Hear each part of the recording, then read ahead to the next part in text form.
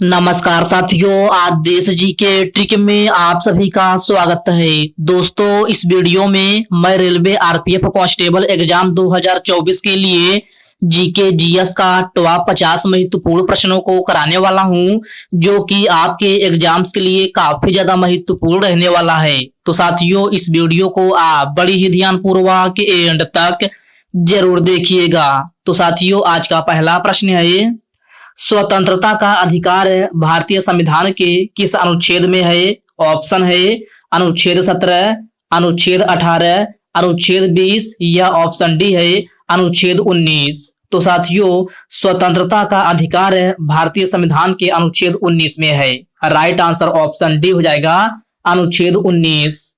Next question है, वेदों की ओर लौटो का नारा निम्न में से किसके द्वारा दिया गया था? इसका ऑप्शन है आत्मा राम पांडुरंग, स्वामी दयानंद सरस्वती, मोतीलाल नेहरू या फिर ऑप्शन डी है स्वामी विवेकानंद। तो साथियों, वेदों की ओर लौटो का नारा जो है स्वामी दयानंद सरस्वती के द्वारा दिया गया था। राइट आंसर ऑप्शन बी हो जाएगा, Swami Dayanand Saraswati. Okay friends, next question है, किस वायसराय ने प्राचीन भारतीय स्मारकों की सुरक्षा के लिए कानून पारित किया था? तो साथियों, भारतीय स्मारकों की सुरक्षा के लिए कानून जो है आपका यह लॉर्ड कर्जन के द्वारा पारित किया गया था। राइट आंसर ऑप्शन सी हो जाएगा, लॉर्ड कर्जन।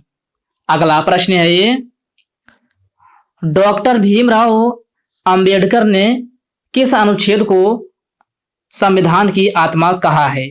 तो साथियों, इसका ऑप्शन है अनुच्छेद 32, अनुच्छेद 29, अनुच्छेद 28 या फिर ऑप्शन डी है अनुच्छेद 19। तो मेरे प्यारे साथियों, डॉक्टर भीमराव अंबेडकर ने संविधान की आत्मा जो है अनुच्छेद 32 को कहा है। राइट आंसर ऑप्शन ए हो जाएगा, अनुच्छेद 32। ओके फ्रेंड्स, इसको आप अच्छे से जरूर याद रखिएगा। नेक्स्ट क्वेश्चन है, भारत में वन आवरण का प्रतिशत कितना है? तो साथियों, आपसे पूछा गया है कि भारत में वन आवरण का प्रतिशत कितना है। तो भारत में वन आवरण का प्रतिशत जो है 21.67% है। कितना? 21.67% है। इस प्रश्न का करेक्ट आंसर ऑप्शन डी हो जाएगा। टोक्यो पैरा ओलंपिक में भारत ने कितने रजत पदक जीता है? ऑप्शन है 8, 6, 7 या 5। तो साथियों, टोक्यो पैरा ओलंपिक में भारत ने रजत पदक जो है कुल कितना जीता है? तो साथियों, 8 रजत पदक जीता है। कितना? 8 है। तो इस प्रश्न का राइट आंसर जो है ऑप्शन ए हो जाएगा। ओके फ्रेंड्स, क्लियर है? चलिए बढ़ते हैं नेक्स्ट क्वेश्चन की ओर। नेक्स्ट क्वेश्चन आपसे पूछा गया है, कॉमनवेल्थ गेम्स 2022 का आयोजन निम्नलिखित में से कहाँ हुआ था? मैक्सिको में, कनाडा में, बर्मिंघम में या फिर ऑप्शन डी दिया गया है जूरिक में। तो साथियों, कॉमनवेल्थ गेम्स 2022 का आयोजन जो है आपका बर्मिंघम में हुआ था। कहाँ? बर्मिंघम में। अर्थात इस प्रश्न का करेक्ट आंसर ऑप्शन सी हो जाएगा। भारतीय संविधान का अनुच्छेद 50 किससे संबंधित है?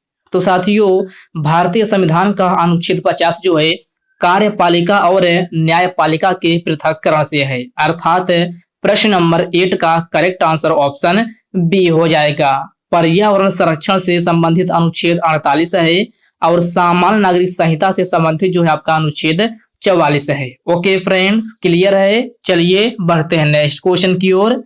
नेक्स्ट क्वेश्चन आपसे पूछा गया है, निम्नलिखित में से सैयद वंश का पहला शासक कौन था? तो मेरे प्यारे साथियों, आपसे पूछा गया है कि निम्नलिखित में से सैयद वंश का पहला शासक कौन था? जिसका ऑप्शन दिया गया है खिज्र खां, आगा खां, तुगरिल खां या फिर ऑप्शन डी दिया गया है इनमें से कोई नहीं।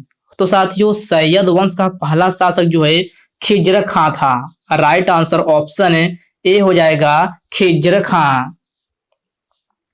द इनहेरिटेंस ऑफ लॉस नामक पुस्तक के लेखक कौन है? साथियों, आपको बताना है द इनहेरिटेंस ऑफ लॉस नामक पुस्तक के लेखक कौन है। तो साथियों, ऑप्शन है दलाई लामा, भगत सिंह, भीमराव अंबेडकर या फिर ऑप्शन डी है किरण देसाई। तो साथियों द इनहेरिटेंस ऑफ लॉस नामक पुस्तक के लेखक जो है आपका किरण देसाई हैं। कौन? किरण देसाई। अर्थात प्रश्न नंबर 10 का करेक्ट आंसर ऑप्शन डी हो जाएगा। ओके फ्रेंड्स, इसको आप अच्छे से जरूर याद रखिएगा। चलिए बढ़ते हैं नेक्स्ट क्वेश्चन की ओर। नेक्स्ट क्वेश्चन आपसे पूछा गया है, झिझिया लोक के नृत्य शैली भारत के किस राज्य से संबंधित है? केरल, असम, बिहार या फिर त्रिपुरा? तो साथियों झिझिया लोक के नृत्य शैली जो है आपका बिहार राज्य से संबंधित है। तो इस प्रश्न का करेक्ट आंसर जो है आपका ऑप्शन सी हो जाएगा। निम्नलिखित में से गोल्डन फाइबर के नाम से किसे जाना जाता है? तो मेरे प्यारे साथियों गोल्डन फाइबर के नाम से आपका जो है जूट को जाना जाता है। किसको? जूट को। इस प्रश्न का करेक्ट आंसर ऑप्शन बी हो जाएगा।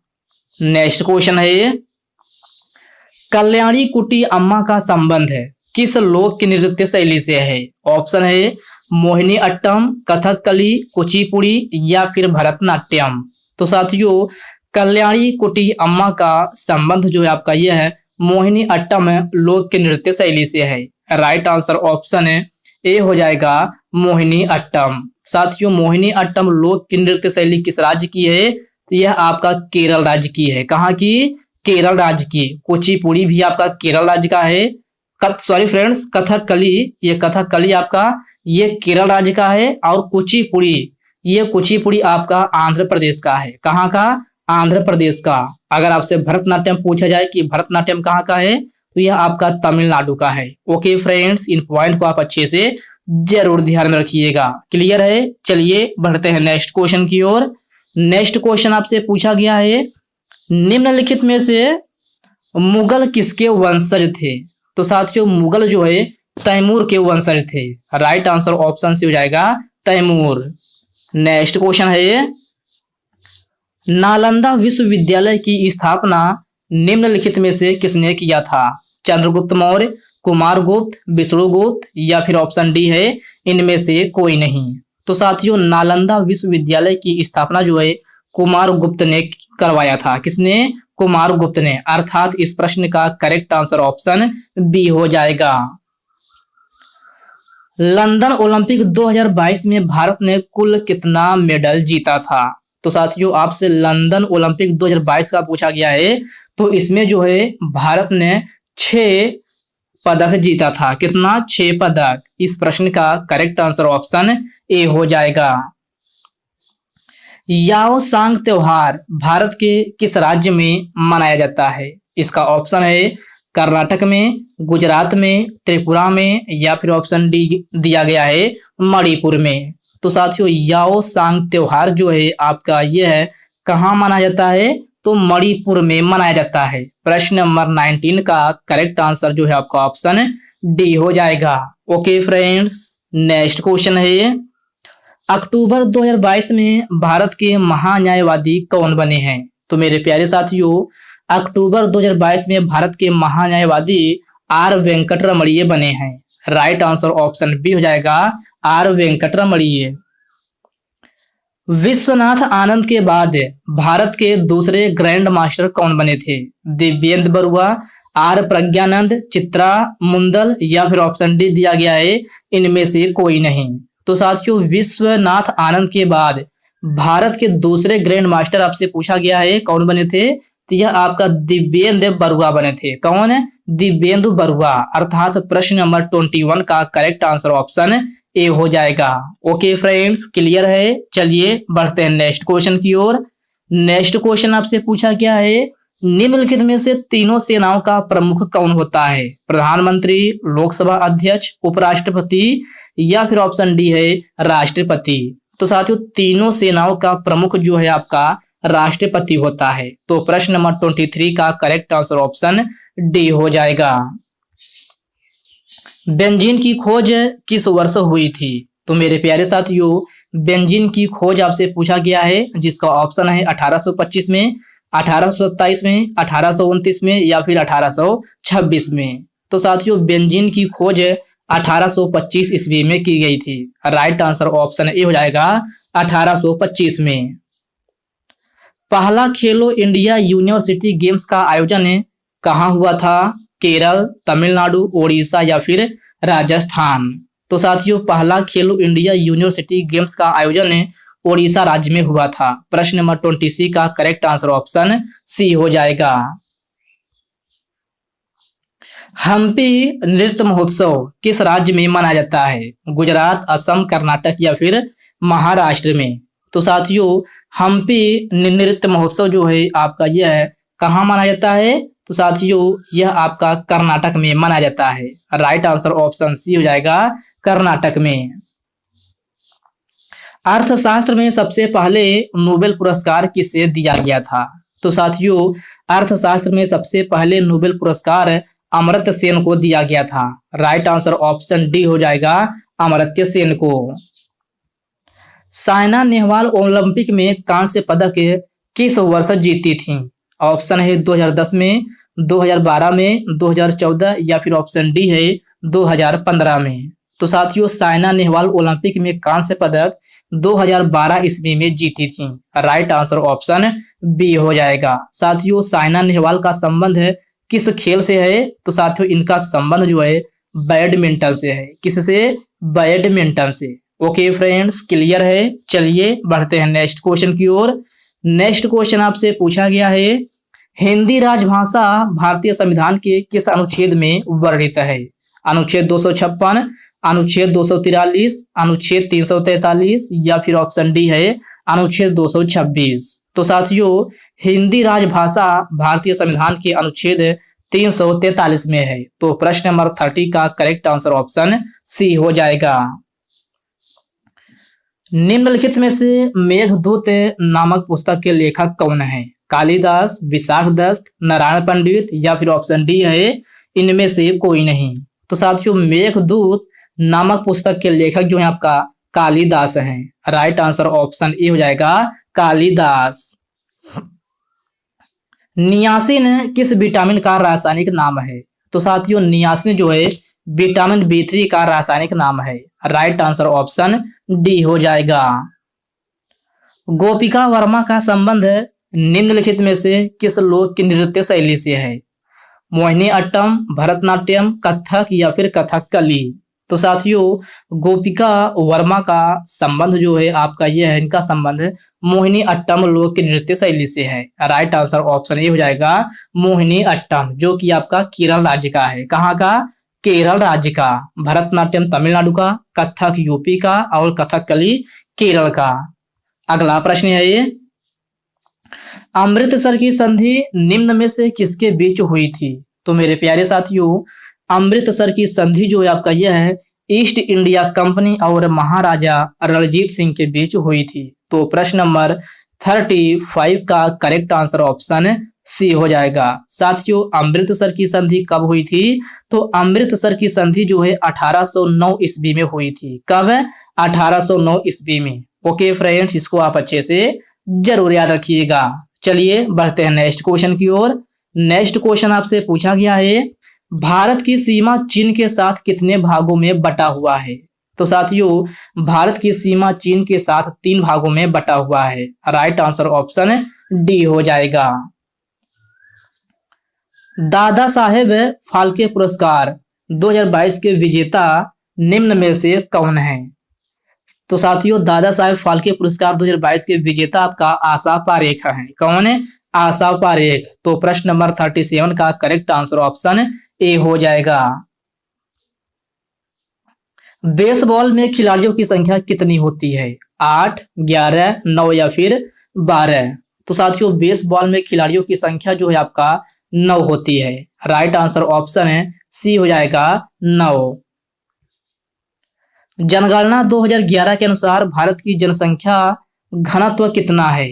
तो साथियों जनगणना 2011 के अनुसार भारत की जनसंख्या घनत्व जो है आपका 382 प्रति वर्ग किलोमीटर है। तो प्रश्न नंबर 39 का करेक्ट आंसर ऑप्शन ए हो जाएगा। सागा दावा महोत्सव भारत के किस राज्य में मनाया जाता है? अरुणाचल प्रदेश, केरल, हिमाचल प्रदेश या फिर ऑप्शन डी है सिक्किम। तो साथियों सागा दावा महोत्सव आपसे पूछा गया है जो कि आपका यह सिक्किम राज्य में मनाया जाता है। राइट आंसर ऑप्शन डी हो जाएगा, सिक्किम राज्य में। मुंबई और पुणे को निम्नलिखित में से कौन सा दर्रा जोड़ता है? तो साथियों, मुंबई और पुणे को जो है भोरघाट दर्रा जोड़ता है। राइट आंसर ऑप्शन सी हो जाएगा, भोरघाट दर्रा। ओके फ्रेंड्स, इसको आप अच्छे से जरूर याद रखिएगा। नेक्स्ट क्वेश्चन है, तराइन का तृतीय युद्ध किस वर्ष हुआ था? 1191, 1215, 1192 या फिर 1216 में? तो साथियों, तराइन का तृतीय युद्ध जो है 1215 ईस्वी में हुआ था। राइट आंसर ऑप्शन बी हो जाएगा। तराइन का पहला युद्ध 1191 में हुआ था और तराइन का दूसरा युद्ध जो है आपका यह है 1192 ईस्वी में हुआ था और तराइन का तृतीय युद्ध पूछा गया है तो यह आपका 1215 ईस्वी में हुआ था। तो करेक्ट आंसर ऑप्शन बी हो जाएगा। ओके फ्रेंड्स, क्लियर है। चलिए बढ़ते हैं नेक्स्ट क्वेश्चन की ओर। जनगणना 2011 के अनुसार सबसे कम लिंगानुपात वाला राज्य कौन सा है? तो साथियों यह है हरियाणा है। राइट आंसर ऑप्शन ए हो जाएगा, हरियाणा। कंदारिया महादेव मंदिर किस राज्य में स्थित है? असम, कर्नाटक, मध्य प्रदेश या फिर उत्तर प्रदेश? तो साथियों, कंदारिया महादेव मंदिर जो है आपका यह है मध्य प्रदेश में स्थित है। राइट आंसर ऑप्शन सी हो जाएगा, मध्य प्रदेश में।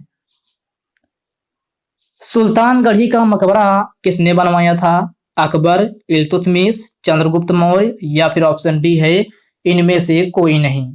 तो साथियों, सुल्तानगढ़ी का मकबरा जो है आपका यह है इल्तुतमिश ने बनवाया था। किसने? इल्तुतमिश ने। अर्थात प्रश्न नंबर 45 का करेक्ट आंसर ऑप्शन बी हो जाएगा। ओके फ्रेंड्स, इसको आप अच्छे से जरूर याद रखिएगा। तो साथियों, आज के इस वीडियो में बस इतने ही प्रश्न है। साथियों, इस वीडियो में मैंने आपको 45 क्वेश्चन कराया है। तो साथियों, यह वीडियो आपको कैसी लगी आप कमेंट बॉक्स में कमेंट करके अपना फीडबैक जरूर दीजिएगा। और साथियों, यह वीडियो आपके लिए थोड़ा भी हेल्पफुल लगा हो तो इस वीडियो को लाइक कर दीजिए, अपने साथियों के साथ शेयर कीजिए। फ्रेंड्स, अभी तक आप चैनल को सब्सक्राइब नहीं किए हैं तो आप जो है चैनल को सब्सक्राइब करके बेल आइकन को जरूर से जरूर प्रेस कर लीजिएगा। तो चलिए साथियों, इसी के साथ हम मिलते हैं किसी नेक्स्ट वीडियो में। तब तक के लिए जय हिंद दोस्तों।